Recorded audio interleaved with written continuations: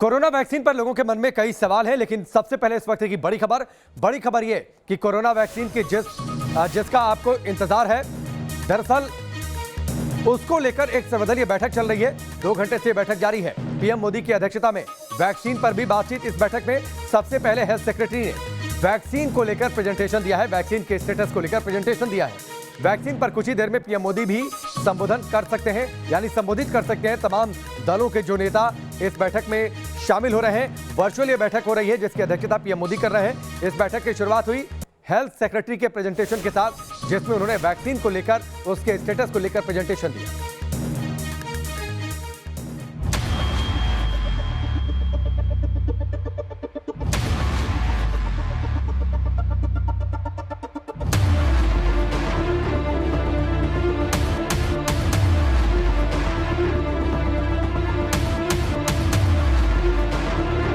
देश के लिए गुड न्यूज आई है।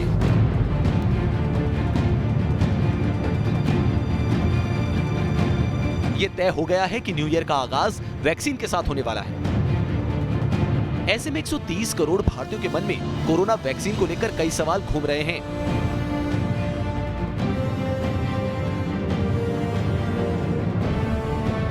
कोरोना की वैक्सीन कब मिलेगी, कैसे मिलेगी, कहां मिलेगी, पहले किसे मिलेगी? इन तमाम सवालों का जवाब आपको अगले 12 मिनट में मिल जाएगा, और वो भी देश में हेल्थ सेक्टर से जुड़े सबसे विश्वसनीय एक्सपर्ट से। सवाल नंबर 1, देश में कोरोना वैक्सीन कब तक? इस सवाल का जवाब दिया है खुद देश के सबसे बड़े और विश्वसनीय सरकारी अस्पताल अखिल भारतीय आयुर्विज्ञान संस्थान के डायरेक्टर डॉक्टर रणदीप गुलेरिया ने। वैक्सीन आने में कुछ हफ्ते लगेंगे। शुरुआत में कोरोना वैक्सीन के 2 डोज दिए जाएंगे। पहले बूस्टर डोज दिया जाएगा, जिसके कुछ दिन बाद शरीर में अच्छी तादाद में एंटीबॉडी बनेगी,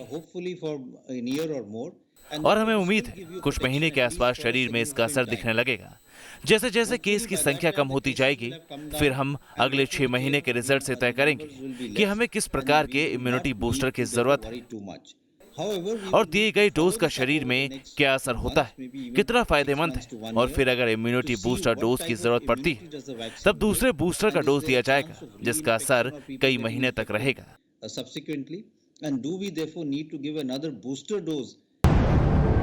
ये तो साफ हो गया है कि नए साल से पहले देश को कोरोना वैक्सीन मिल जाएगी, लेकिन सवाल है, क्या सबको कोरोना की वैक्सीन मिलेगी?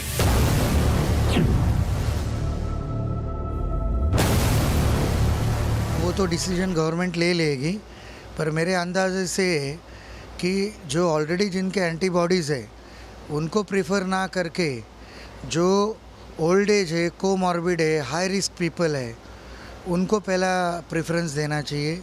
इनके साथ जितने भी हेल्थ केयर वर्कर है जो कोविड एरिया में काम कर रहे हैं, फिर वो डॉक्टर हो, वार्ड बॉय हो, सिस्टर्स हो, इवन क्लास 3 क्लास 4 वर्कर्स हो, जो कोविड एरिया में काम कर रहे हैं, उनको प्रायोरिटाइज करके पहले देना चाहिए, और फिर जैसे अवेलेबिलिटी बढ़ जाती है बचे हुए पॉपुलेशन को देना चाहिए।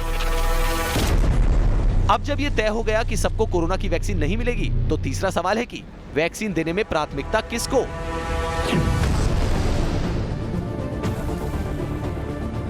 प्रायोरिटी जो होगी वो महानगरों और गांवों में नहीं होगी। प्रायोरिटी होगी हेल्थ केयर वर्कर्स। पहले सबसे पहले जो फ्रंट लाइन वर्कर्स हैं, जो डॉक्टर्स लोग हैं, नर्सेज लोग हैं, हॉस्पिटल्स में काम कर रहे हैं, उसके बाद जो प्रायोरिटी होगी जो फ्रंट लाइन वर्कर्स हैं, जैसे हमारे पुलिस वाले हैं, वो लोग भी तो पब्लिक में कर रहे हैं, उनकी होगी। और उसके बाद जो प्रायोरिटी होगी वो सीनियर सिटीजन्स की होगी, बिकॉज उनको ज़्यादा रिस्क है। देखो, अल्टीमेटली तो अगर हम कर पाएंगे तो सबको करेंगे, बट क्योंकि ये पेंडेमिक ने हमको बहुत सारी चीज़ें सिखाई, अभी नया है और इतनी जल्दी इतनी सारी वैक्सीन पॉसिबल भी नहीं है, तो हमको फेज़ वाइज करना पड़ेगा। सब्सिक्वेंटली जैसे इन्फ्लुएंजा की वैक्सीन है, सबको मिलती है बाद में, पर एज ऑफ नाउ अवेलेबिलिटी के ऊपर डिसाइड करेंगे कि युवाओं को कितनी दें, बट कोई भी जो युवा हैं जिनको कोमॉर्बिडिटीज़ हैं उनको डेफिनेटली कंसिडर करें।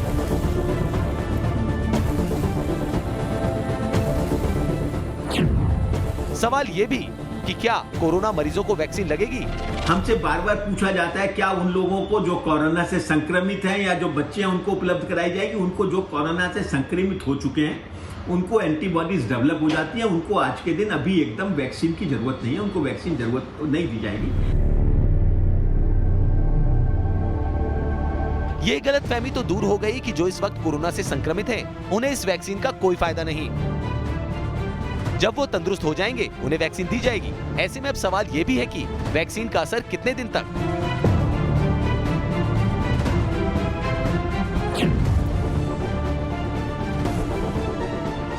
ये पूरा डिपेंड होता है कि वो वैक्सीन की एफिकेसी कितना है।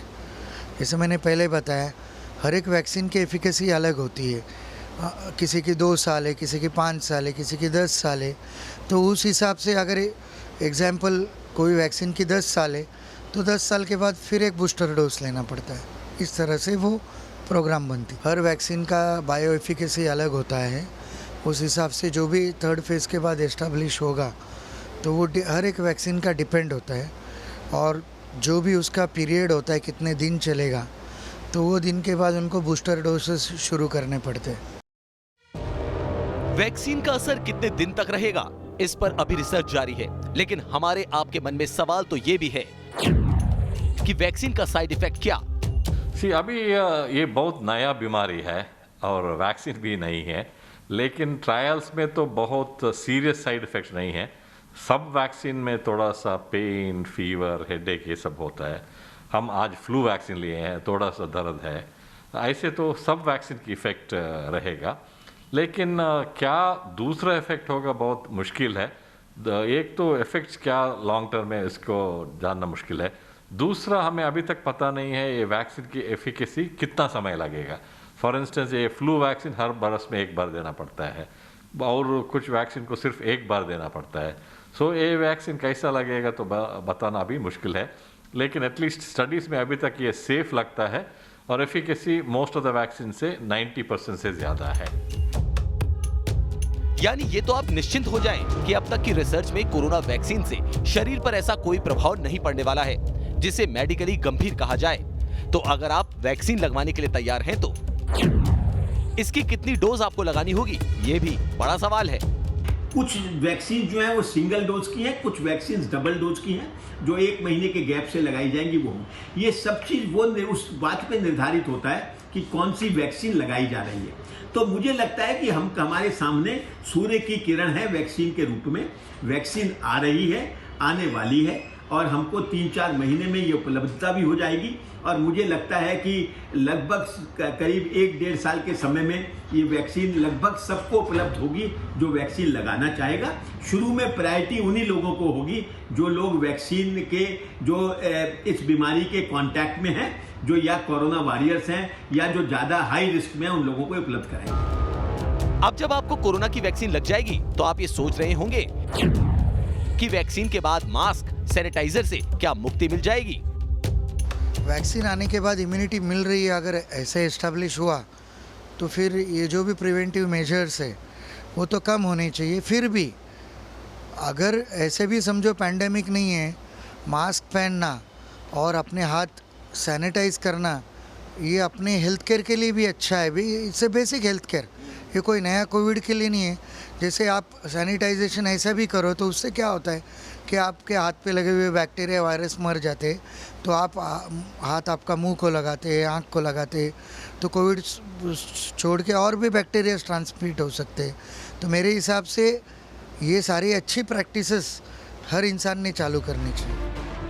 यानी कोरोना वैक्सीन भले ही कुछ हफ्तों में देश में आ जाएगी, लेकिन फिलहाल मास्क और सैनिटाइजर से हमें मुक्ति मिलने वाली नहीं है। कोरोना संक्रमण में ये देखा गया है कि बच्चों में अगर कोविड हुआ तो उनकी रिकवरी काफी तेज है। ऐसे में सवाल है कि बच्चों को भी क्या कोरोना वैक्सीन लगेगी। अभी तक जो भी वैक्सीन फ्रंट रनर वैक्सीन हैं, चाहे वो मॉडर्ना की हो, एस्ट्राजेनिका की हो, फाइजर की हो या हमारे यहाँ की कोवैक्सीन हो, इनका जो फेज 3 ट्रायल्स है वो नॉन प्रेग्नेंट एडल्ट्स में अर्थात 18 साल की ऊपर की उम्र में किया गया है। तो ये जो वैक्सीन्स हैं ये चिल्ड्रन में कितनी सेफ है और ये कितनी इफेक्टिव है, इसके लिए हमें एक सब ग्रुप एनालिसिस करना होगा और ऐसे ट्रायल्स में हमें बच्चों को भी इंक्लूड करना होगा, जो अभी तक नहीं है। अभी हैंडफुल ऑफ जो ट्रायल्स हैं उसमें बच्चों को इंक्लूड किया जा रहा है। मॉडर्ना ने स्टार्ट किया है, उसमें 12 साल के बच्चों को भी इंक्लूड किया जा रहा है। तो इनके रिजल्ट आने के बाद ही इस वैक्सीन को बच्चों में इस्तेमाल किया जा सकता है। जहाँ तक नवजात या न्यू बॉर्न में है, अभी तक उसके लिए कोई भी ट्रायल्स नहीं है। प्रेगनेंसी की सेफ्टी भी अभी इसमें नहीं देखी गई है। तो अभी जो एलिजिबल ग्रुप है वो 18 साल के ऊपर के ही लोग हैं। सवाल ये भी है कि वैक्सीन लगने के कितने दिनों के बाद एंटीबॉडी विकसित होंगी। इसमें अभी कई फैक्टर्स इन्वॉल्व है। अगर एक ही कंपनी अगर वो वैक्सीन सक्सेस में होती है वर्ल्ड में और बाकी कोई होती नहीं है तो उसी कंपनी का सबको मिलेगा। वो तो जो भी वैक्सीन इस्टेब्लिश हो रही है उसके बाद उनके जो ड्रॉबैक्स है वो हर एक वैक्सीन के अलग हो सकते हैं और कितनी मात्रा तक किस वैक्सीन के वो अभी तक किसी ने डिसाइड नहीं की। नहीं, ये पूरा डिपेंड होता है कि वो वैक्सीन की एफिकेसी कितना है। जैसे मैंने पहले बताया, हर एक वैक्सीन की एफिकेसी अलग होती है। एक्सपर्ट साफ साफ कह रहे हैं कि वैक्सीन आने के साथ ही सब कुछ वैसा नहीं रहेगा जैसा कोरोना से पहले हुआ करता था। ऐसे में एक और बड़ा सवाल है कि वैक्सीन के बाद वर्क फ्रॉम होम से छुट्टी मिल जाएगी और स्कूल खुल जाएंगे। अभी जो वर्क फ्रॉम होम गवर्नमेंट ने हर एक कंपनी प्राइवेट या गवर्नमेंट को दिया है जहाँ जहाँ हो सके, तो अगर उसका ऑब्जेक्टिव ही निकल जाएगा वैक्सीन आने के बाद तो वो अपना कंपनी डिसीजन लेगी। अगर 50 साल का हमने स्टडी किया हमारा इतिहास, तो हर 7 साल 8 साल में कुछ ना कुछ इंडिया में पैंडेमिक है, कोई स्टेट में यहाँ है। तो जो कॉरपोरेट बिजनेस हो, गवर्नमेंट बिजनेस हो, जहाँ जिस आदमी को जो काम डेजिग्नेट किया है, अगर उसमें का कुछ मात्रा वो घर से करके आपका काम करके दे रहा है तो वो कंसिडर करने में कोई बुराई नहीं है। ऑनलाइन हमारे भी बच्चे ऑनलाइन ये करते हैं, उसमें जो ऑब्जेक्टिव है टीचिंग का वो तो पूरा नहीं हो रहा है ना, क्योंकि जो फिज़िकल टीचिंग होती है, जो हैंड आई कोऑर्डिनेशन टीचिंग जिसे बोलते हैं, ऑडियो विजुअल कोऑर्डिनेशन है, वो अलग है। अभी हमारे भी बच्चे, सबके बच्चे ऑनलाइन ही कर रहे। वो क्या है, वो टैब ले रहे या मोबाइल ले रहे और ध्यान कहीं होता है और टीचर वहाँ से बोल रही। वो जो आई टू आई कोऑर्डिनेशन टीचिंग अब वर्क जो ऑनलाइन लेक्चर से ख़त्म हो चुका है। तो अगर कोई रिस्क नहीं है ट्रांसमिशन ऑफ एनी डिजीज़ का, तो बेहतर है कि स्कूल अपना फिज़िकली चालू हो जाए, जिससे कि जो भी टीचिंग बच्चों का हैम्पर हो रहा है वो अच्छा हो जाए। आपके मन में भी सवाल होगा कि जिस तरह सर्दी, खांसी, बुखार, पेट दर्द जैसी बीमारियों की दवा अपने घर के पास के ही मेडिकल स्टोर से आप खरीदते हैं और बच्चों को पास के डिस्पेंसरी में वैक्सीन लगवाते हैं, तो क्या वैक्सीन ओपन मार्केट में मिलेगी? सरकार ने उस फ्री वैक्सीनेशन का अपने जिम्मा लिया है। कुछ स्टेट गवर्नमेंट भी फ्री वैक्सीनेशन पे जा रही है, लेकिन कहीं ना कहीं ये वैक्सीन मार्केट में भी अवेलेबल होगी और इसकी जो कॉस्ट वर्कआउट हो रही है वो लगभग कहीं 500 रुपए से लेके 4 हज़ार रुपए तक की डिफरेंट कंपनीज की कॉस्ट आ रही है। देश के नामचीन हेल्थ एक्सपर्ट्स के साथ बातचीत में तो साफ हो गया कि भले ही कोरोना वैक्सीन आ जाए, लेकिन जब तक पूरे देश से कोरोना वायरस के संक्रमण की चेन नहीं टूट जाती, तब तक किसी तरह की ढिलाई न सिर्फ आपके लिए बल्कि आपके परिवार के लिए बड़ा संकट लेकर आ सकती है। ऐसे में हमारी आपसे यही गुजारिश है कि जब तक सरकार मास्क और 2 गज की दूरी को लेकर कोई रियायत नहीं देती है, तब तक इसका पालन जारी रखें। कोरोना की वैक्सीन का इंतजार है। कोरोना की वैक्सीन अभी तक दुनिया के किसी भी इंसान को मिली नहीं है, लगी नहीं है, लेकिन वैक्सीन से पहले ही नकली वैक्सीन का अलर्ट जारी कर दिया गया है। इंटरपोल ने सभी देशों की जांच एजेंसियों को अलर्ट जारी कर वैक्सीन की ब्लैक मार्केटिंग और नकली वैक्सीन के बिकने की आशंका भी जताई है। जानिए कैसी हो सकती है नकली वैक्सीन और हो जाइए सावधान फेक वैक्सीन के गोरख धंधे से। वैक्सीन कब मिलेगी, कैसे मिलेगी, कहां से मिलेगी? कोरोना से जूझती दुनिया के हर देश, हर शहर में बस यही सवाल पूछे जा रहे हैं। अभी इन सवालों का पुख्ता जवाब ढूंढा ही जा रहा था कि आ गया फेक वैक्सीन वाला अलर्ट। जी हां, वैक्सीन आने से पहले आप नकली वैक्सीन के शिकार हो सकते हैं। ऐसी वैक्सीन जो 10 गुना दाम में आपको मिले या फिर वैक्सीन के नाम पर और कोई जहर आपको बेच दिया जाए। ये आशंका जाहिर की है इंटरनेशनल पुलिस संगठन यानी इंटरपोल ने। फेक वैक्सीन पर दुनिया भर में अलर्ट जारी किया गया है। इंटरपोल ने ये अलर्ट दुनिया के 194 देशों को भेजा है।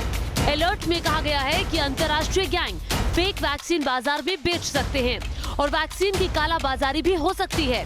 इसी वजह से 194 देशों की पुलिस को सतर्क रहने को कहा गया है।